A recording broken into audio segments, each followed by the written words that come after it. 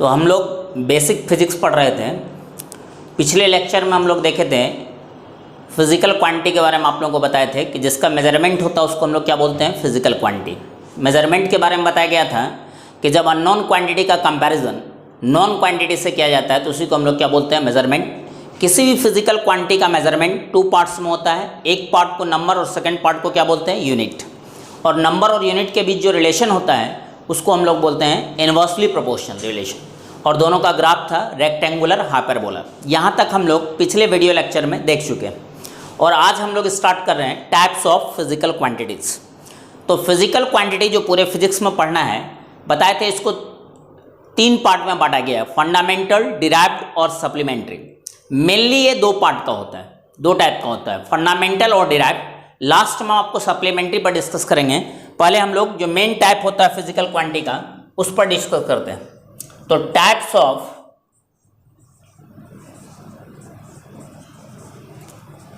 Physical quantity. First होता है fundamental,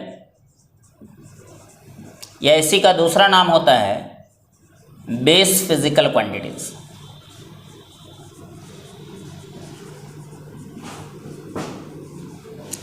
और सेकेंड होता है आपका डिराइव्ड फिजिकल क्वांटिटीज।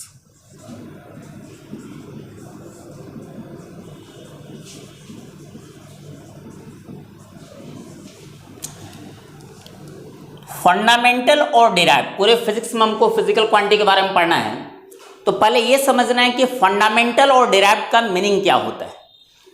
तो फंडामेंटल और डिराइव का मीनिंग अगर हम लोग देखें, जैसे हम लोग नंबर सिस्टम की बात करते हैं, कुछ नंबर लिख रहे हैं हम बोर्ड पे 0 1 2 3 4 5 6 7 8 9, ये टोटल 10 नंबर्स। और टोटल नंबर पूछा जाएगा कितना होता है, तो टोटल नंबर जो होता है वो इन्फिनाइट होता है। और यहाँ पे लिखा गया है 10 नंबर। अब उस इन्फिनाइट नंबर में से ऐसा कोई भी नंबर नहीं है जिसको हम इसके हेल्प से लिख नहीं सकते। तो ये 10 नंबर जो है ये बेस है उस इन्फिनाइट नंबर्स का, और यही बेस फंडामेंटल नंबर्स कहलाता है। बेस नंबर बोल सकते हैं इसको या फंडामेंटल नंबर्स। और जो बाकी इनफिनाइट नंबर्स है, जो फंडामेंटल से जिसका फॉर्मेशन होता है, उसको हम लोग बोलते हैं डिराइव्ड नंबर्स। तो फंडामेंटल जो किसी पे डिपेंड नहीं करता है, इंडिपेंडेंट होता है, और डिराइव्ड जो फंडामेंटल से मिलके फॉर्म होता है उसको हम लोग डिराइव्ड बोलते हैं। तो ये आपका नंबर सिस्टम में बात करें तो ये आपका हो गया फंडामेंटल नंबर्स।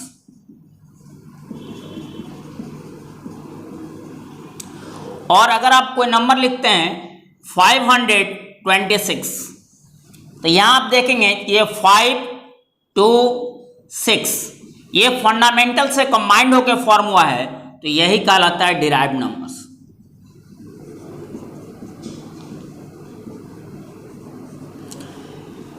ठीक उसी तरीका से आप देख सकते हैं 6 7 4 1 6741। तो ये जो नंबर है ये किससे फॉर्म हुआ है, तो फंडामेंटल से 6 7 4 1। तो ये हो गया फिर आपका डिराइव्ड।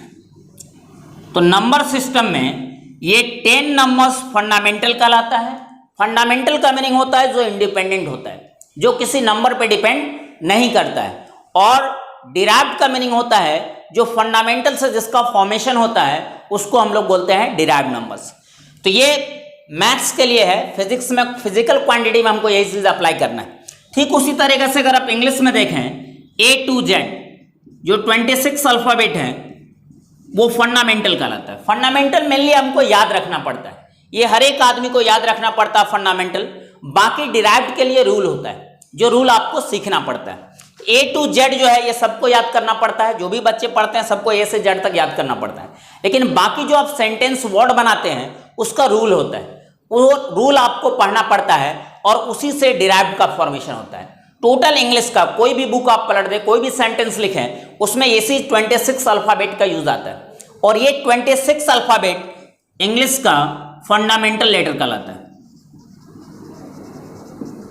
और बाकी जो भी लिखते हैं, जैसे हम फिजिक्स लिखते हैं तो उसी अल्फाबेट का यूज करते हैं, और ये हो गया डिराइव्ड। तो फंडामेंटल जो इंडिपेंडेंट होता है, जो किसी पर डिपेंड नहीं करता है, और डिराइव्ड जो फंडामेंटल पे डिपेंड करता है, उसको हम लोग डिराइव्ड बोलते हैं। तो अब आते हैं फिर वापस हम लोग फिजिक्स में, कि फिजिकल क्वांटिटी जो हमको पूरे फिजिक्स में पढ़ना है वो दो टाइप का होता है, एक फंडामेंटल फिजिकल क्वांटिटीज और दूसरा डिराइव्ड फिजिकल क्वांटिटीज। तो फंडामेंटल फिजिकल क्वांटिटीज वो है जो किसी भी और क्वांटिटी पर डिपेंड नहीं करेगा, जो इंडिपेंडेंट होता है और जिसको याद रखना ही पड़ेगा आपको। जैसे आपको 0 से 9 तक याद रखना पड़ता है, A से Z तक याद रखना पड़ता है, उसी तरीका से फंडामेंटल फिजिकल क्वांटिटी को फिजिक्स में आपको याद रखना पड़ता है, जो 9th से ही बच्चे को पढ़ाया जाता है कि 7 फंडामेंटल फिजिकल क्वांटिटीज है। तो वो 7 फंडामेंटल फिजिकल क्वांटिटीज को केवल याद रखना है, बाकी आप फिजिक्स का रूल जैसे जैसे पढ़ते जाएंगे वैसे वैसे डिराइव्ड फिजिकल क्वांटिटी का फॉर्मेशन होता चला जाएगा। तो जो भी डिराइव्ड क्वांटिटी है वो 7 फंडामेंटल क्वांटिटी से फॉर्म होता है। तो अगर आपको फंडामेंटल क्वांटिटी याद है, फंडामेंटल फिजिकल क्वांटिटी जो कि 7 है, और आप फिजिक्स चैप्टर में पढ़ते हैं rule formation of physical quantity पढ़ते हैं, तो उसके बाद आप डिराइव्ड क्वांटिटी फॉर्म कर सकते हैं। डिराइव्ड क्वांटिटी को याद करने की आवश्यकता नहीं पड़ती है, केवल फंडामेंटल। पूरे फिजिक्स में अगर हम लोग देखें तो केवल 7 फिजिकल क्वांटिटी आपको याद रखना है जो कि फंडामेंटल है। बाकी जितना भी डिराइव्ड है वो सारा का सारा फंडामेंटल से निकलेगा, और उसी का रूल हम लोग चैप्टर बाय चैप्टर सीखेंगे, क्योंकि हमको पढ़ना पूरे फिजिक्स में केवल फिजिकल क्वांटिटी है। तो अब बात करते हैं हम लोग कि कौन कौन 7 फंडामेंटल फिजिकल क्वांटिटीज है जो हमको याद रखना है और जिससे पूरा फिजिक्स का फॉर्मेशन होता है, पूरे डिराइव्ड फिजिकल क्वांटिटी बनता है। तो फंडामेंटल क्वांटिटी क्या हो गया? जो इंडिपेंडेंट होता है, जो किसी क्वांटिटी पर डिपेंड नहीं करता है, और नंबर ऑफ फंडामेंटल या बेस फिजिकल क्वांटिटी जो है वो 7 होता है। तो हम लोग डिस्कस कर रहे हैं पहले फंडामेंटल पे।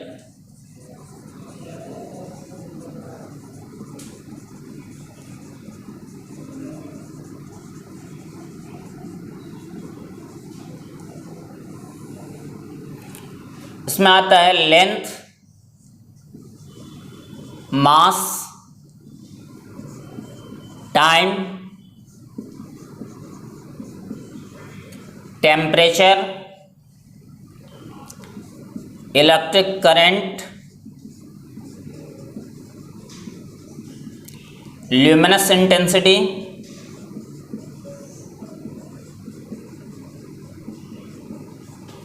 और अमाउंट ऑफ सब्सटेंस।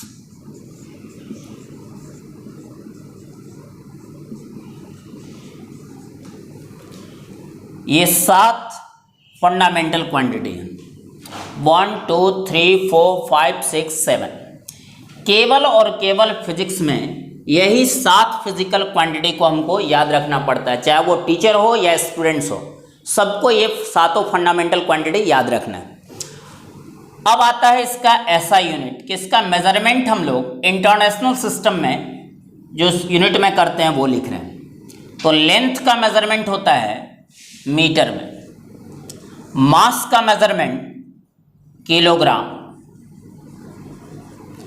टाइम का मेजरमेंट हम लोग करते हैं सेकंड में, टेम्परेचर का kelvin, electric current ampere, luminous intensity candela, और अमाउंट ऑफ सब्सटेंस मोल। और इसी यूनिट को अगर आपको शॉर्ट में लिखना है, सिंबल अगर पूछा जाएगा क्या होगा, तो मीटर का सिंबल होता है एम, किलोग्राम का केजी, सेकेंड का एस, केल्विन का के, एम्पियर का ए, कैंडेला को सीडी से, और मोल का सिंबल MOL लिखते हैं हम लोग। तो ये 7 फिजिकल क्वांटिटीज है जो फंडामेंटल फिजिकल क्वांटिटीज कहलाता है, और ये किसी भी क्वांटिटी पर डिपेंड नहीं करता है। और इसी 7 फंडामेंटल फिजिकल क्वांटिटीज से पूरा का पूरा फिजिक्स बना हुआ है। जो 2 साल तक आप फिजिक्स पढ़ते हैं वो 2 साल तक केवल फिजिकल क्वांटिटी पढ़ना है, जिसमें से 7 फंडामेंटल, बाकी डिराइव्ड है, और सारा डिराइव्ड क्वांटिटी इसी फंडामेंटल से निकलेगा।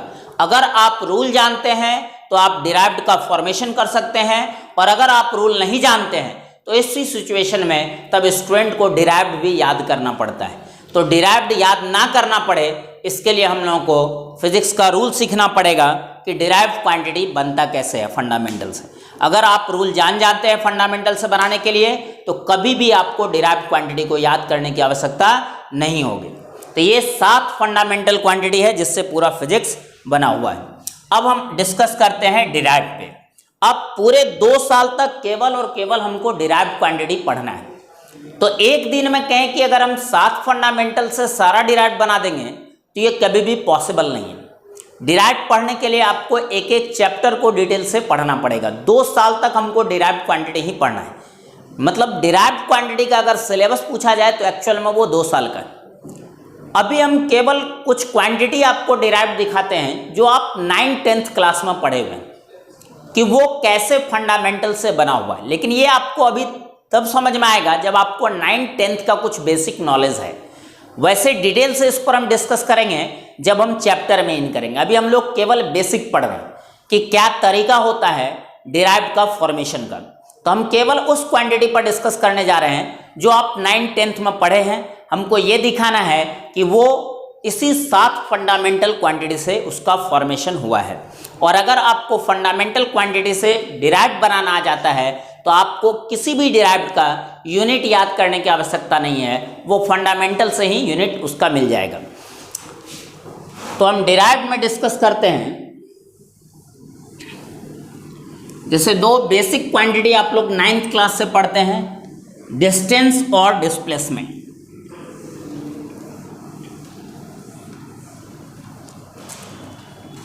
जैसे 2 पॉइंट हैं ए और बी। अगर आपसे कोई पूछता है कि ए से बी तक जाने का कितना पाथ हो सकता है, एक जगह से दूसरे जगह तक जाने का कितना पाथ होगा, तो इस तरीका से आप देखेंगे कि एक पॉइंट से दूसरे पॉइंट तक जाने के लिए इनफाइनाइट पाथ हो सकता है। पाथ जो होता है वो इनफाइनाइट होता है।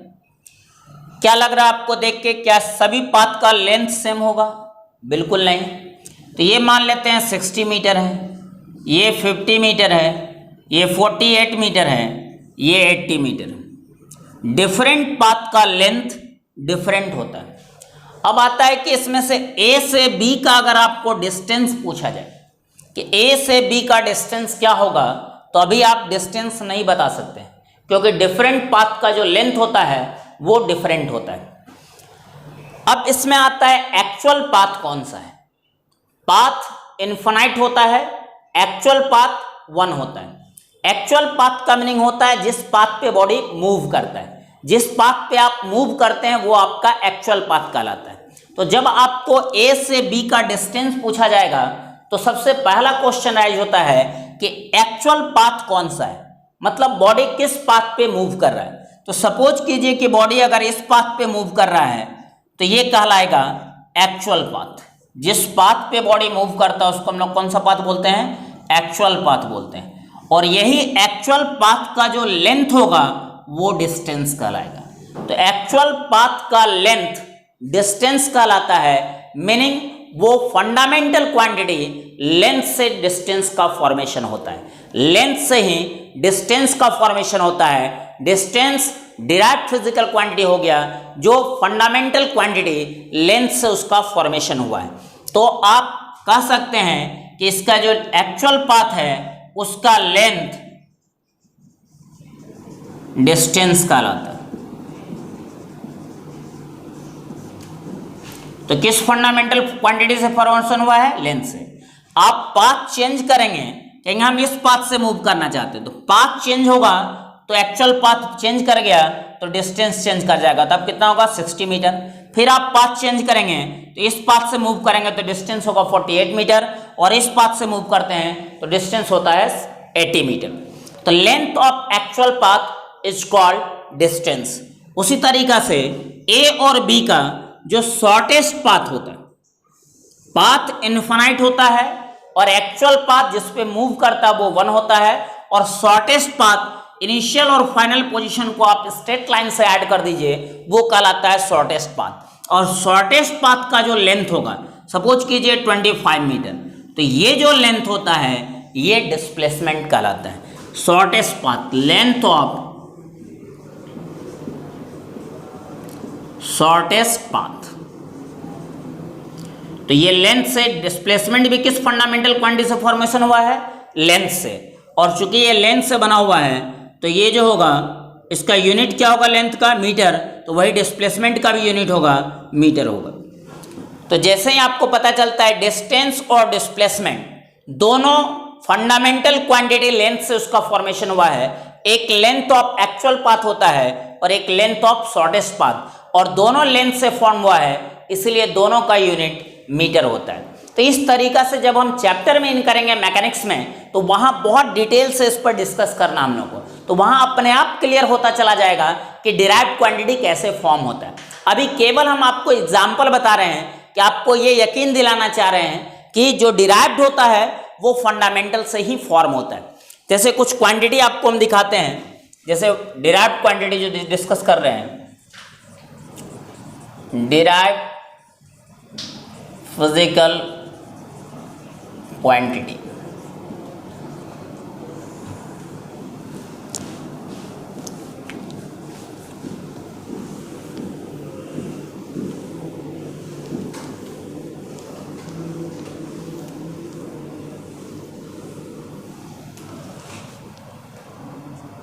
जैसे डिस्प्लेसमेंट, अभी तुरंत डिस्कस किए लेंथ ऑफ शॉर्टेस्ट पाथ।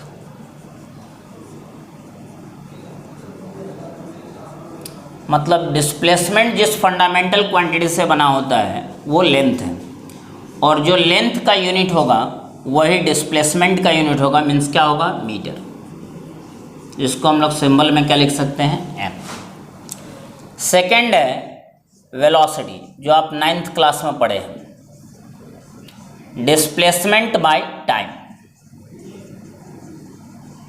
अभी हम 9th का फॉर्मूला यूज कर रहे हैं, हमको 11th में भी ये पढ़ना है, लेकिन मैकेनिक्स में जब चैप्टर स्टार्ट करेंगे तब। अभी हम लोग बेसिक पढ़ रहे हैं, इसलिए 9th के हेल्प से ही इस पर डिस्कस कर सकते हैं हम लोग। तो डिस्प्लेसमेंट किस फंडामेंटल से बना हुआ है? लेंथ से। और टाइम तो फंडामेंटल है ही, तो लेंथ अपॉन टाइम। तो लेंथ भी फंडामेंटल है, टाइम भी फंडामेंटल है, और ये दोनों मिलके क्या बनाया? वेलोसिटी। ये हो गया आपका डिराइव्ड फिजिकल क्वांटिटी। लेंथ और टाइम बताए थे 7 फंडामेंटल क्वांटिटी से पूरा फिजिक्स का फॉर्मेशन होता है। ठीक उसी तरीका से लेंथ और टाइम फंडामेंटल क्वांटिटी है, और उसी से मिलके क्या बनता है? वेलोसिटी। यही आपको फिजिक्स में फॉर्मेशन के लिए सीखना है मेन चीज। अगर आप ये चीज़ सीखते हैं फिजिक्स में, जो आपको चैप्टर में सिखाया जाता है, सारा रूल कैसे बनता है क्वांटिटी, तो फिर आपको डिराइव्ड क्वांटिटी खुद से फॉर्म कर सकते हैं आप। और इसका यूनिट पूछा जाएगा तो लेंथ का यूनिट होता है मीटर, टाइम का यूनिट होता है सेकेंड, तो वेलोसिटी का यूनिट हो जाएगा मीटर पर सेकेंड।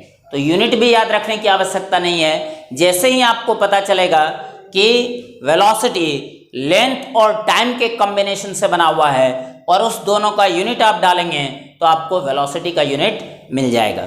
थर्ड आता है एक्सेलरेशन। ये भी 9th क्लास में आप लोग सुने हैं। वेलोसिटी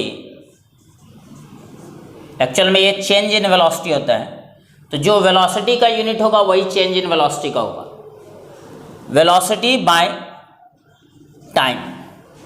फिर आप वेलोसिटी को क्या लिख सकते हैं?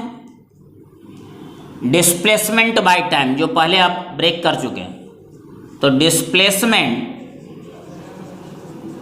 बाय टाइम आप वेलोसिटी को लिखेंगे, और एक टाइम पहले से है तो इसका स्क्वायर हो जाएगा। डिस्प्लेसमेंट कौन सा फंडामेंटल क्वांटिटी है? लेंथ बाय टाइम का स्क्वायर। तो जो एक्सेलरेशन है वो भी लेंथ और टाइम से ही फॉर्मेशन हुआ उसका। तो लेंथ और टाइम फंडामेंटल क्वांटिटी है और एक्सेलरेशन डिराइव्ड फिजिकल क्वांटिटी है।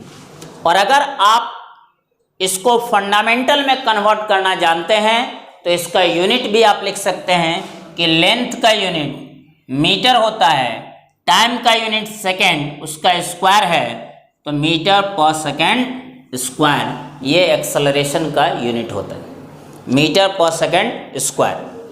तो डिस्प्लेसमेंट, वेलोसिटी, एक्सेलरेशन ये सारा डिराइव्ड क्वांटिटी है जो किससे फॉर्म हो रहा है, फंडामेंटल से। फोर्थ आप देखते हैं फोर्स, जानते हैं मास इनटू एक्सेलरेशन। अब मास तो फंडामेंटल क्वांटिटी है, ब्रेक केवल किसको किया जाता है, डिराइव्ड फिजिकल क्वांटिटी। फंडामेंटल किसी पर डिपेंड ही नहीं करता, वो कभी ब्रेक नहीं होता।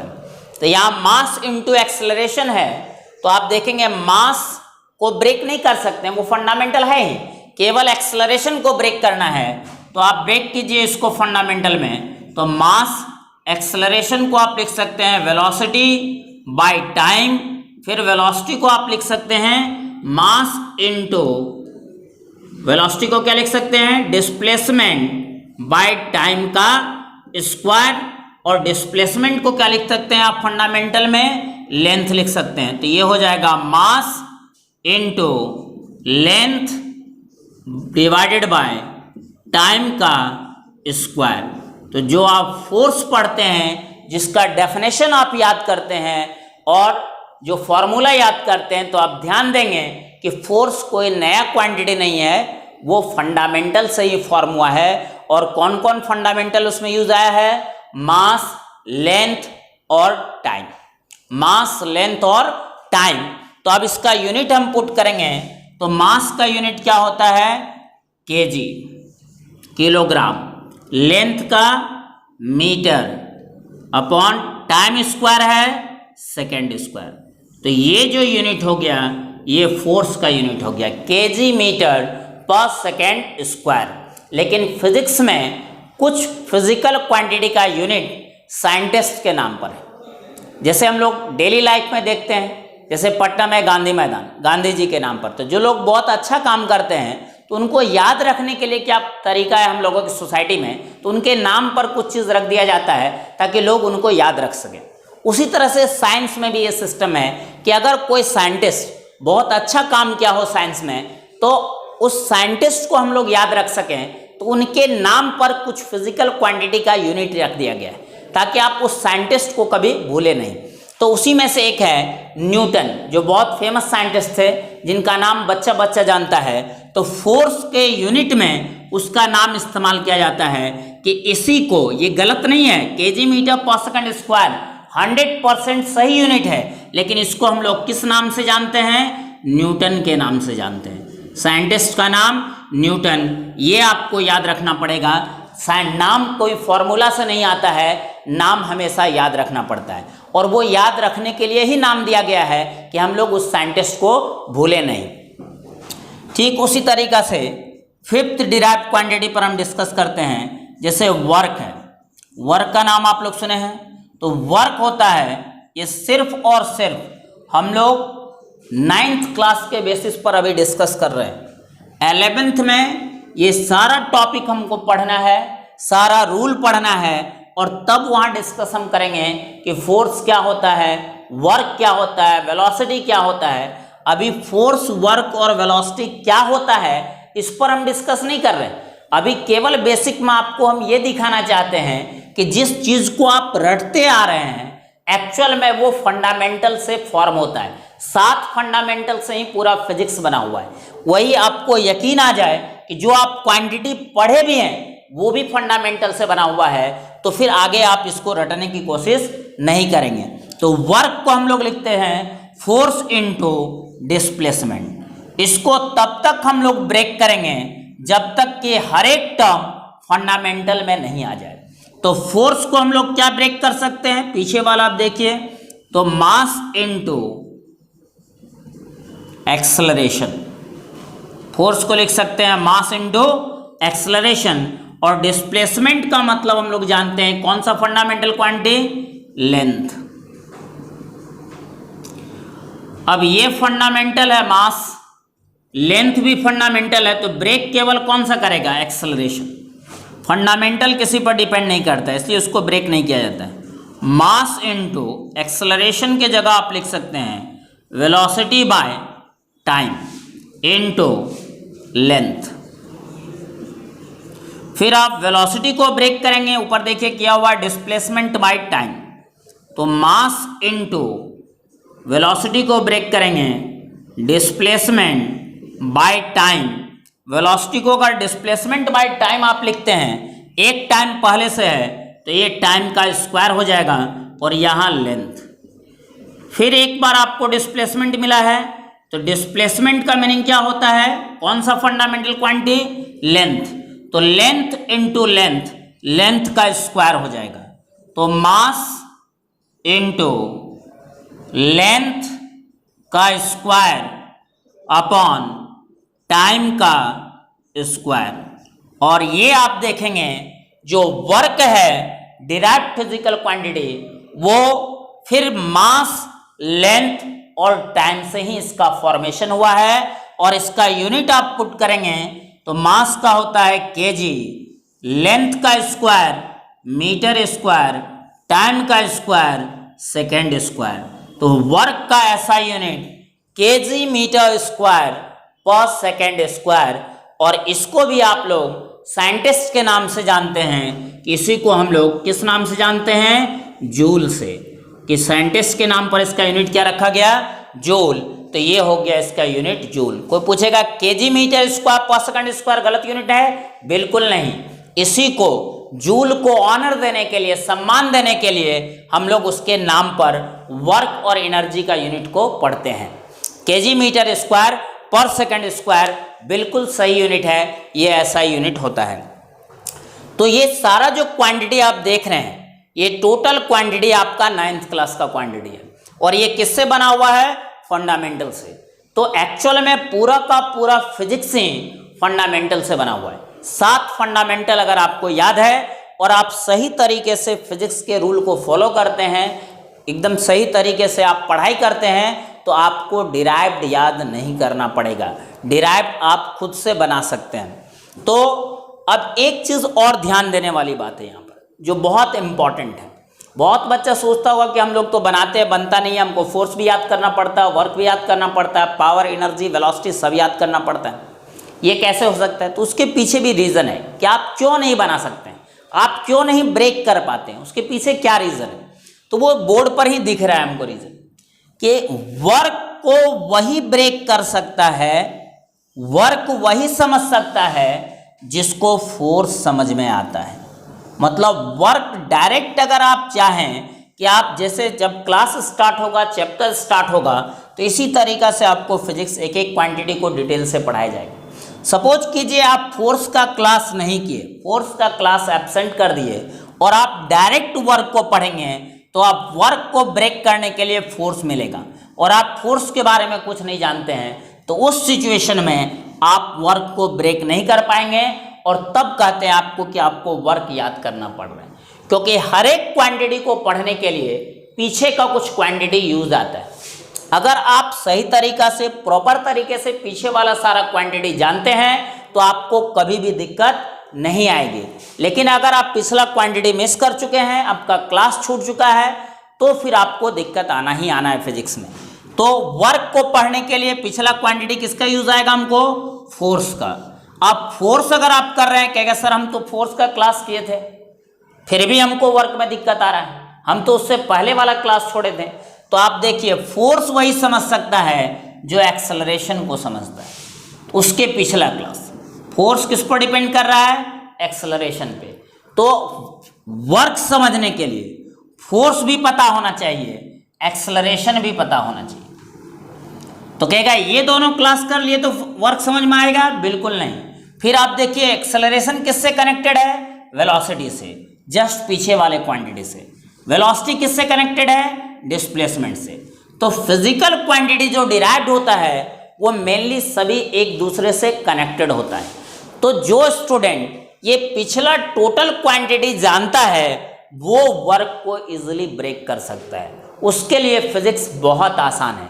लेकिन आप एक क्लास करते हैं, दूसरा को छोड़ते हैं, फिर करते हैं, फिर छोड़ते हैं, इरेगुलर तरीका से आप क्लास करते हैं, तो उस सिचुएशन में आप किसी भी डिराइव्ड क्वांटिटी को ब्रेक करके फंडामेंटल तक नहीं जा सकते हैं। और अगर आप फंडामेंटल तक नहीं पहुंचते हैं तो फिर आपको यूनिट भी उसका पता नहीं चलेगा।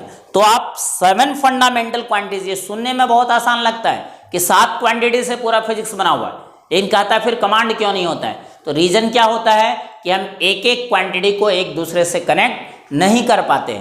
जिस दिन हम लोग कनेक्ट करना सीख गए, पढ़ाई का तरीका सीख गए कि पिछला क्वांटिटी का यूज आना ही आना है अगला क्वांटिटी में, तब आप इस पर काम कर सकते हैं और आपको याद करने की जरूरत नहीं पड़ेगी। लेकिन जैसे ही आप एक क्वांटिटी को छोड़ते हैं तो अगले क्वांटिटी में वो चीज़ आपको याद करना पड़ता है और वो धीरे धीरे टफ होता चला जाता है, क्योंकि हज़ारों क्वांटिटी फिजिकल क्वांटिटी हमको फिजिक्स में पढ़ना है और वो हज़ारों क्वांटिटी को आप याद नहीं कर सकते हैं। डिराइव्ड कभी भी याद नहीं किया जा सकता है। डिराइव्ड के लिए केवल और केवल रूल और प्रोसेस है, उस पर आपको काम करना पड़ेगा। उसके अकॉर्डिंग अगर काम करते हैं तब आपको फिजिक्स पढ़ना आसान हो जाएगा और आप सारे डिराइव्ड फिजिकल क्वांटिटी को समझ सकते हैं। तो अभी तक जो हम लोग डिस्कस किए फिजिकल क्वांटिटी पर कि फिजिकल क्वांटिटी पूरे फिजिक्स में आपको केवल क्या पढ़ना है? Physical quantity. फिजिकल क्वांटिटी क्या होता है? जिसका मेजरमेंट होता है उसको हम लोग फिजिकल क्वांटिटी बोलते हैं। मेजरमेंट के बारे में बताए थे, जब नॉन क्वांटिटी का कंपैरिजन नॉन क्वांटिटी से होता है उसको हम लोग क्या बोलते हैं? मेजरमेंट। नेक्स्ट बताए थे कि जो मेजरमेंट होता है फिजिकल क्वांटिटी का वो 2 पार्ट में होता है। एक पार्ट नंबर कहलाता है और दूसरा पार्ट यूनिट कहलाता है। नंबर और यूनिट के बीच इनवर्सली प्रोपोर्शनल का रिलेशन होता है और नंबर और यूनिट का जो ग्राफ होता है वो रेक्टेंगुलर हाइपरबोला शेप का होता है।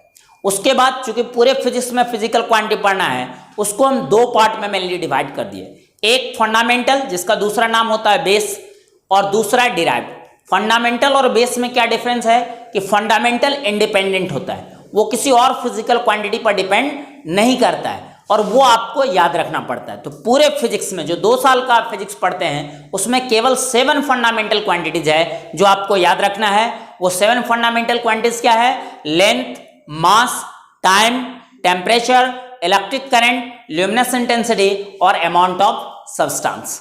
और इस 7 क्वांटिटी से बाय रूल जब हम लोग चलते हैं तो सारा डिराइव्ड फिजिकल क्वांटिटी का फॉर्मेशन होता है। तो ये 2 फिजिकल क्वांटिटी, डिराइव्ड का कोई फिक्स नंबर नहीं है, जैसे हम फंडामेंटल में बोल दिए 7 है। डिराइव्ड आप लाइफ टाइम फिजिक्स पढ़ते रहिए तो आप इसी 7 फंडामेंटल से जितना ज़्यादा क्वांटिटी बना सकते हैं। जितना आपके पास रूल की जानकारी होगी उतना अधिक क्वांटिटी आप फिजिकल क्वांटिटी बना सकते हैं, इसलिए इसका कोई फिक्स नंबर नहीं होता है। तो ये हो गया फंडामेंटल और derived physical quantities. Next lecture में अब हम लोग सप्लीमेंट्री क्वांटिटी पर डिस्कस करेंगे। बताए थे कि इस 2 के अलावा भी एक फिजिकल क्वांटिटी होता है जिसको हम लोग सप्लीमेंट्री बोलते हैं। और आगे एक प्रीफिक्स इसमें यूज आता है कि कोई भी यूनिट के पहले जो प्रीफिक्स लगाते हैं उसके वैल्यू पर क्या इफेक्ट पड़ता है, वो नेक्स्ट लेक्चर में हम लोग डिस्कस करेंगे। आज के लिए बस इतना ही, ठीक है, थैंक यू।